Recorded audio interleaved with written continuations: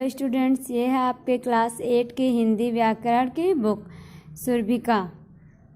तो आज हम इसका फर्स्ट चैप्टर पढ़ेंगे जिसका नाम है भाषा और व्याकरण, लैंग्वेज एंड ग्रामर। चलिए हम देखते हैं आपके यहाँ पे कुछ जो लाइन्स दी उसे पढ़ते हैं। ज्ञान के गहरे सागर में आ उतरे हम अभी, भाषा बोली और लिपि के ले आए मोती सभी। यानी यहाँ कहा जा रहा है कि हम ज्ञान के गहरे सागर में आ उतरे अभी। यानी इसका मतलब है कि जब हम ये सबक पढ़ेंगे, यानी जो आपका चैप्टर दिया जब हम उसे पढ़ेंगे तो हमें क्या होगा, ज्ञान प्राप्त होगा। किस चीज़ का? यानी हम भाषा के बारे में जानेंगे, ग्रामर की व्याकरण के बारे में जानेंगे। यानी भाषा क्या होती है, व्याकरण क्या होती है, इसके बारे में हम जानेंगे। तो वही कहा जा रहा है ज्ञान के गहरे सागर में आ उतरे। फिर देखिए, भाषा बोली और लिपि के ले आए मोती सभी। यानी इस चैप्टर में हमें क्या बताया जाएगा, भाषा बोली और लिपि के बारे में बताया जाएगा। तो ही कहा जा रहा है कि भाषा बोली और लिपि के मोती हम सभी ले आए। चलिए हम देखते हैं। पहली आपकी जो हेडिंग दी हुई है भाषा। मानव सभ्यता के इतिहास पर दृष्टि डालते हुए भाषा की आवश्यकता एवं स्थिति भी स्पष्ट होने लगती है। यानी कहा जा रहा है कि जब हम मानव सभ्यता, मानव समाज के इतिहास पर दृष्टि यानी कि नज़र डालते हैं तो हमें जो भाषा की आवश्यकता और जो इसकी स्थिति है वो भी साफ तौर पर जो है दिखाई देने लगती है।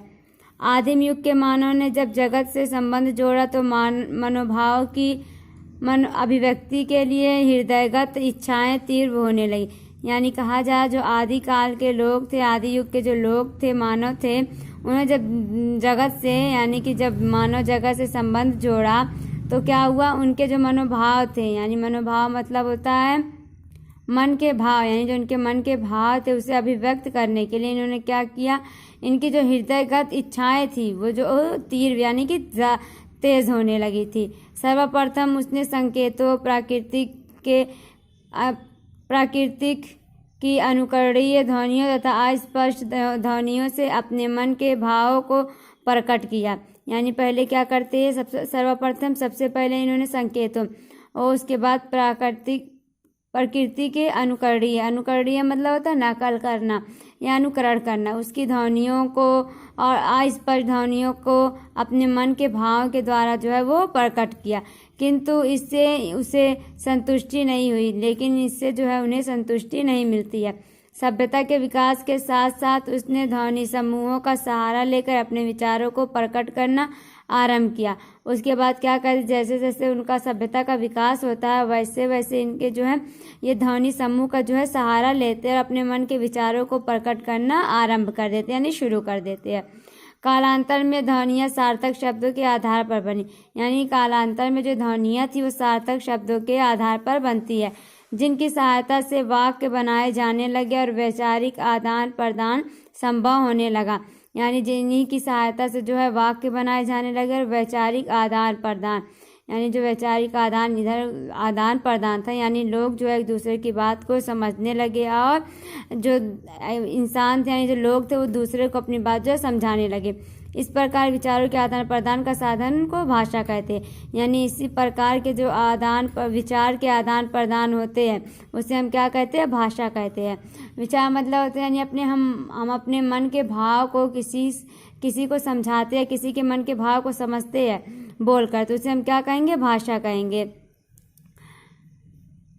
भाषा की उत्पत्ति भाष धातु से हुई है। यानी जो भाषा की उत्पत्ति किससे हुई है, भाष धातु से हुई है, जिसका अर्थ है बोलना, यानी जिसका मतलब है बोलना।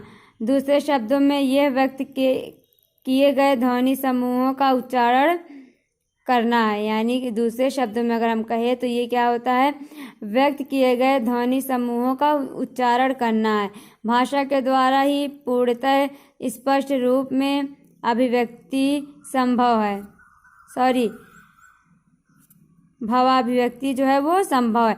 यानी अगर भाषा के द्वारा ही संपूर्ण रूप से यानी कि पूरी तरह से स्पष्ट भावाभिव्यक्ति जो है संभव है। पशु पक्षी भी अपने मनोभावों को प्रकट करते हैं, किंतु उसे भाषा नहीं कहा जा सकते। यानी जो पशु पक्षी है, जानवर, वो सब भी जो अपने मनोभाव यानी अपने मन के भाव को एक दूसरे के सामने रखते हैं और एक दूसरे के मनोभाव को जो है खुद समझते हैं, लेकिन हम उसे भाषा का रूप नहीं दे सकते हैं। जिस साधन से हम अपने विचार बोलकर या लिखकर प्रकट करते हैं तथा दूसरों के विचार को और सुनकर या पढ़कर समझ लेते हैं, वह साधन ही भाषा है।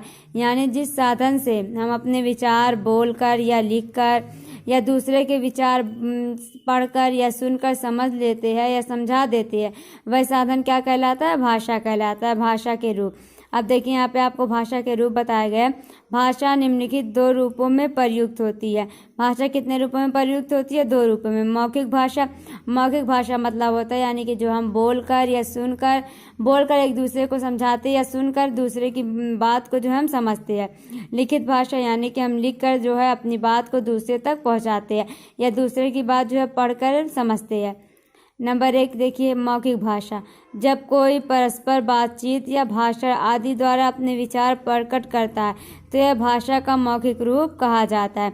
यानी कहा जाए जब कोई परस्पर यानी कि लगातार जो है या आमने सामने खड़ा होकर जो है बातचीत करता है या भाषण देता है आदि द्वारा जो है या किसी और चीज़ द्वारा जो है अपने विचार प्रकट करता है तो उसे हम क्या कहते हैं? भाषा का मौखिक रूप। मौखिक अर्थात बोला गया। जैसे अध्यापिका महोदय कक्षा में मौखिक भाषा का प्रयोग करके पढ़ा रही है। रेडियो की भाषा भी मौखिक भाषा है। यानी मौखिक मतलब होता है बोलना या बोला गया। जैसे कि इस पिक्चर में देखिए आपको जो टीचर है वो स्टूडेंट को जो है बोलकर समझा रही है ना कुछ, तो ये क्या होगा? भाषा का मौखिक रूप होगा। और जैसे हम रेडियो से जो है सॉन्ग सुनते हैं, जो खबर सुनते हैं, उसे हम क्या कहेंगे? मौखिक भाषा का रूप भी उसे भी कहा जाएगा, वह भी मौखिक भाषा है। जब मन के भाव या विचारों को बोलकर प्रकट करते हैं तो उसे मौखिक भाषा कहते हैं। यानी जब अपने मन के भाव या विचार को बोलकर दूसरे के सामने प्रकट करते हैं तो उसे हम क्या कहेंगे? मौखिक भाषा। अब देखिए लिखित भाषा। जब कोई व्यक्ति पत्र अथवा लेख द्वारा अपने विचारों से किसी दूसरे व्यक्ति को अवगत कराता है तो इसे भाषा का लिखित रूप कहा जाता है। यानी कि जब कोई व्यक्ति यानी जब कोई पर्सन जो होता है वह अपने विचार को पत्र पर लिखकर या किसी भी चीज़ से लिखकर सामने वाले को अवगत यानी सामने वाले को बताता है तो उसे हम क्या कहते हैं? भाषा का लिखित रूप वहाँ पे होता है। लिखित अर्थात लिखा गया। लिखित मतलब होता है आपका लिखा गया। जैसे अध्यापिका महोदय कक्षा में लिखित भाषा का प्रयोग करके अर्थात लिखकर पढ़ा रही हैं। यहाँ पे टीचर है वो क्या कर रही हैं? ब्लैक बोर्ड पे जो लिख रही हैं ना, तो यह क्या होगा? भाषा का लिखित रूप होगा। आप परीक्षा में पूछे गए प्रश्नों के उत्तर भी लिखित भाषा में ही देते हैं। यानी जब आप लोग जो है परीक्षा होती है, आपके एग्जाम्स होते हैं, जो आपको क्वेश्चन दिए होते हैं, आप उसके आंसर लिख कर देते हैं ना, तो क्या होता है? आपका लिखित भाषा वहाँ पर भी आपकी होती है। समाचार पत्रों व पुस्तकों की भाषा भी लिखित भाषा है। यहाँ जो समाचार पत्र है और जो आपकी पुस्तक यानी कि जो बुक है वो भी लिखित भाषा है। कभी कभी संकेतों द्वारा भी अपने भाव या विचारों को प्रकट किया जा सकता है, परंतु ये विचार अपूर्ण एवं अस्पष्ट होता है। यानी कभी कभी जो है आप संकेत द्वारा, या संकेत मतलब होता है इशारे द्वारा, यानी हम इशारे द्वारा भी जो है अपने भावों को या विचारों को जो है सामने वाले को बता सकते हैं।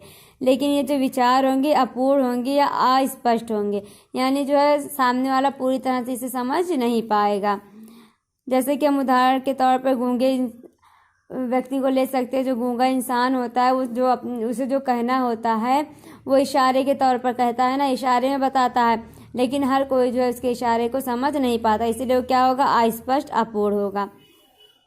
इसलिए इस विधि यानी सांकेतिक भाषा को महत्व नहीं दिया जाता, इसलिए जो है सांकेतिक भाषा को जो है महत्व नहीं दिया जाता है।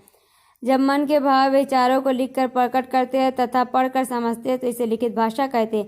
यानी जब हम अपने मन के भावों को लिखकर किसी के सामने प्रकट करते हैं या दूसरे के मन के भाव को पढ़कर समझते हैं तो उसे भाषा का लिखित रूप कहा जाता है। विश्व तथा भारत की भाषा है। यहाँ पे आपको बताया जा रहा है विश्व और जो हमारे भारत की भाषा है उसके बारे में। विश्व भर में अनेक भाषाएं बोली जाती है, जैसे चीनी, जर्मन, रूसी, जापानी आदि। भारत एक बहुभाषी देश है, यानी बहुभाषी मतलब होते हैं यानी यहाँ पर जो है बहुत सी भाषाएं बोली जाती है। भारतीय संविधान द्वारा 22 भाषाओं को मान्यता दी गई है, यानी जो हमारा भारत का संविधान है उसके द्वारा जो है यहाँ पर 22 भाषाओं को जो है मान्यता दी गई है। हिंदी हमारी राजभाषा एवं राष्ट्रभाषा है, यानी जो हिंदी है वो हमारी राजभाषा और राष्ट्रभाषा भी है। विश्व की कुछ भाषाएं, यहाँ पे आपको जो विश्व की कुछ भाषाएं दी गई है, हिंदी, रूसी, जर्मनी, अरबी, पुर्तगाली, जापानी, स्पेनिश, अंग्रेजी। अब यहाँ देखिए भारत की कुछ भाषा, यहाँ पे आपको भारत की भाषा के बारे में बताया जा रहा है, नाम दिए गए हैं असमिया, पंजाबी, मराठी, तेलुगु, तमिल, संस्कृत, कन्नड़, उड़िया, हिंदी। भाषा के अंग, फिर आपको देखिए जो अगली हेडिंग आपकी दी हुई है वो है भाषा के अंग। विचार तथा भावों की अभिव्यक्ति ध्वनि, वर्णों, शब्दों, पद, वाक्यों तथा लिपि के सहयोग से ही संभव है। यानी जो विचार तथा भाव को अभिव्यक्ति की ध्वनि है वो वर्णों, शब्दों, पद और वाक्यों के तथा लिपि के सहयोग द्वारा ही संभव है। अतः इन्हें भाषा के अंग कहा जाता है। इन्हें क्या कहा जाता है? इन्हें ही भाषा का अंग कहा जाता है। नंबर 1 आपकी हेडिंग दी है ध्वनि। मुख से निकली स्वतंत्र आवाज जो वर्णों का निर्माण करती है ध्वनि कहलाती। यानी हमारे मुख से, हमारे मुंह से जो ध्वनि निकलती है स्वतंत्र आवाज, यानी कि जो आवाज निकलती है और जो वर्णों का निर्माण करती है उन्हें हम कहते हैं ध्वनि। नंबर 2 वर्ण। वर्ण देखिए ध्वनि के निर्धारित चिन्ह वर्ण कहलाते हैं। यानी जो ध्वनि के निर्धारित चिन्ह होते हैं वो क्या कहलाते हैं? वर्ण कहलाते हैं। जैसे का, चा, टा, ता, पा आदि वर्णों के टुकड़े नहीं किए जा सकते हैं। यानी जो वर्ण होते हैं उनके टुकड़े नहीं किए जाते हैं। प्रत्येक भाषा के अपने ध्वनि चिन्ह होते हैं। यानी जो प्रत्येक भाषा होती है, कई भाषाएं हैं तो उसी तरह कई भाषाओं के जो है कई प्रकार के चिन्ह होते हैं। हर भाषा के चिन्ह जो है एक नहीं होते हैं। अब देखिए तीसरी हेडिंग आपकी दी है शब्द। 2 या 2 से अधिक वर्णों के मेल से बनने वाले सार्थक ध्वनि समूह को शब्द कहते हैं। यानी जो 2 या 2 से अधिक वर्णों से मिलकर बनने वाले सार्थक शब्द होते हैं। सार्थक ध्वनि के जो समूह होते हैं यानी शब्द वो क्या कहलाते हैं? शब्द कहलाते हैं। जैसे नदी, धूल, चावल आदि। यानी जो आपका नदी है, दूध है, चावल, इसमें 2 से ज़्यादा वर्ण मिले हुए हैं ना, तो इसे हम क्या कहेंगे? ध्वनि समूहों को। यानी बहुत सारी ध्वनियाँ मिलकर, इसमें एक ध्वनि नहीं है ना, ध्वनि समूह इसमें है, इसलिए हम इन्हें क्या कहेंगे? शब्द कहेंगे। वाक्य में प्रयुक्त किए जाने पर शब्द पद कहलाते हैं। यानी जब ये वाक्य में प्रयोग हो जाएंगे तो इन्हें हम क्या कहेंगे? प्रयुक्त हो जाएंगे तो हम इन्हें क्या कहेंगे? शब्द को पद कहेंगे। नंबर 4 आपका दिया हुआ वाक्य। सार्थक शब्द समूहों को निश्चित क्रम में रखने पर जब कथन का अर्थ सही ढंग से प्रकट होता है तो उसे वाक्य कहते हैं। यानी जो सार्थक शब्द होते हैं उनके समूह को निश्चित क्रम, यानी निश्चित क्रम में जब सही क्रम में जब रखा जाता है और जो कथन का अर्थ, और जब जो इनके कथन का अर्थ होता है वो सही ढंग से प्रकट होता है यानी कि मालूम होता है तो उन्हें हम क्या कहते हैं? वाक्य कहते हैं। बोली। किसी भाषा का आरंभिक रूप बोली होती है। बोली है बोलचाल के काम आने के कारण उसी बोली कहते हैं, उसे बोली कहते हैं। यानी किसी भाषा का जो आरंभिक रूप है वो क्या है? बोली है। और जो बोलचाल है वो काम में आने के कारण जो है इसे हम बोली कहते हैं। हिंदी की अनेक बोलियां, इन्हें हम 5 वर्गों में बांट सकते हैं। जो हमारी हिंदी है उसकी कई बोलियां, इसे हम कितने वर्गों में बांट सकते हैं? 5 वर्गों में। नंबर 1 है पश्चिमी हिंदी। इसमें ब्रज, कन्नौजी, बुंदेली, बांगरू, खड़ी बोली आदि बोलियां आती है। यानी जो पश्चिमी हिंदी है उसमें ब्रज, कन्नौजी, बुंदेली, बांगरू, खड़ी बोली आदि जो बोलियां है वो आती है। फिर देखिए आपका दिया हुआ दूसरा पूर्वी हिंदी। इसमें अवधी, छत्तीसगढ़ी, बघेली बोलियां आती है। यानी इसमें जो है पूर्वी हिंदी है आपकी, इसमें क्या होती है? अवधी, छत्तीसगढ़ी, बघेली आदि जो बोलियां इसमें आती है। अब देखिए आपकी तीसरी हुई है राजस्थानी। इसके अंतर्गत राजस्थानी बोलियां मेवाती, मारवाड़ी, मेवाड़ी, हाड़ौती आती है। यानी इसमें कौन कौन सी इतनी बोलियां जो है आपकी राजस्थानी बोलियों में आती है। फिर देखिए बिहारी बोली, मैथिली, मगही, भोजपुरी बोलियां इसमें सम्मिलित की जाती है।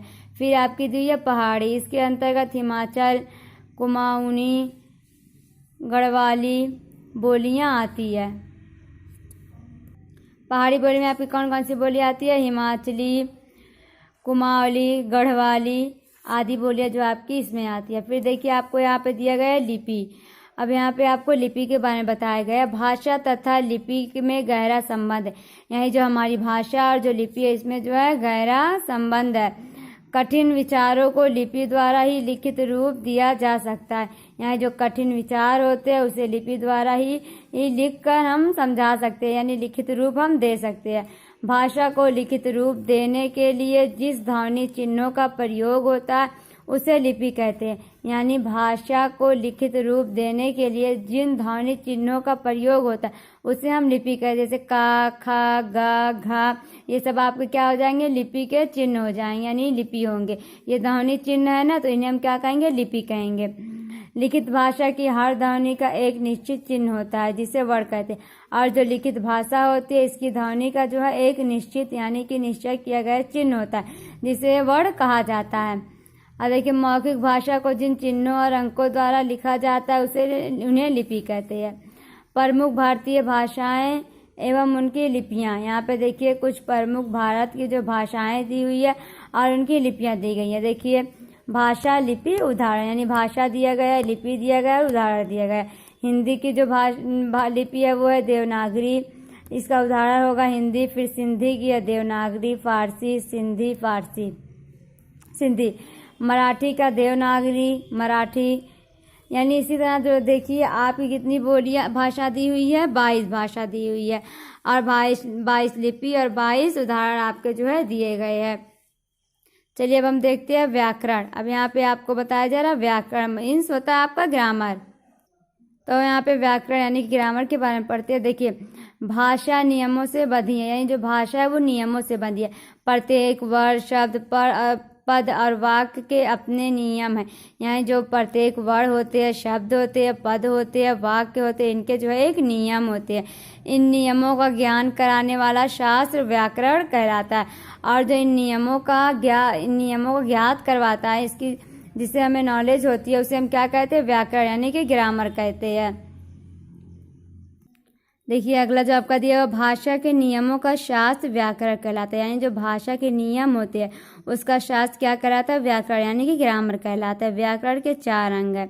जो व्याकरण उसके 4 अंग है। नंबर 1 वर्ड, वह छोटी से छोटी ध्वनि जिसके टुकड़े नहीं हो सकते हैं, वर्ड कहलाती है। यानी छोटी से छोटी ध्वनि जो होती है जिसके हम टुकड़े नहीं कर सकते, वह क्या कहलाते हैं, वर्ड कहलाते हैं। इसके अंतर्गत स्वर व्यंजन के उच्चारण तथा लेखन पर विचार किया जाता है। यानी जो वर्ड होते हैं उसके अंदर क्या होता है, स्वर व्यंजन और के उच्चारण पर जो है हम उच्चारण उसके लेख पर हम जो है विचार करते हैं। नंबर 2 शब्द, वर्णों के मेल से बने अर्थवान और स्वतंत्र समूह को शब्द कहते।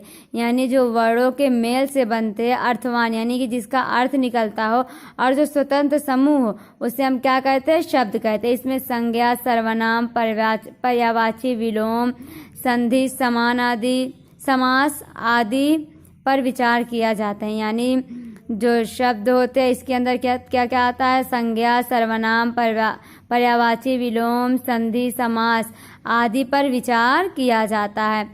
नंबर 3 है आपका पद। वाक्य में प्रयोग होने के योग्य शब्द को पद कहते हैं।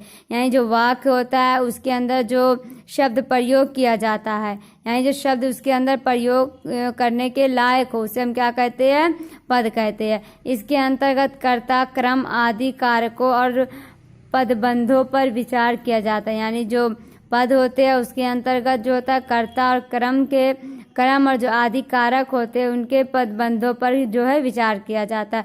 नंबर 4 आपका दिया हुआ है वाक्य। एक आशय को प्रकट करने वाला पद समूह वाक्य कहलाता है।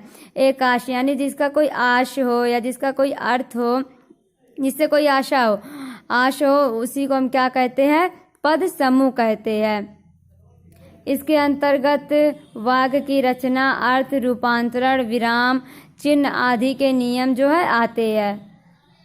तो स्टूडेंट्स आपका जो चैप्टर था यहीं पे कंप्लीट होता है। आज आपने पढ़ा भाषा और व्याकरण यानी कि लैंग्वेज एंड ग्रामर के बारे में। तो आज आपने जाना कि जो है भाषा क्या होती है, व्याकरण क्या होता है, लिपि क्या होती है, ये सब आपने जाना। तो आप इस चैप्टर को अच्छी तरह से पढ़िए और समझिए।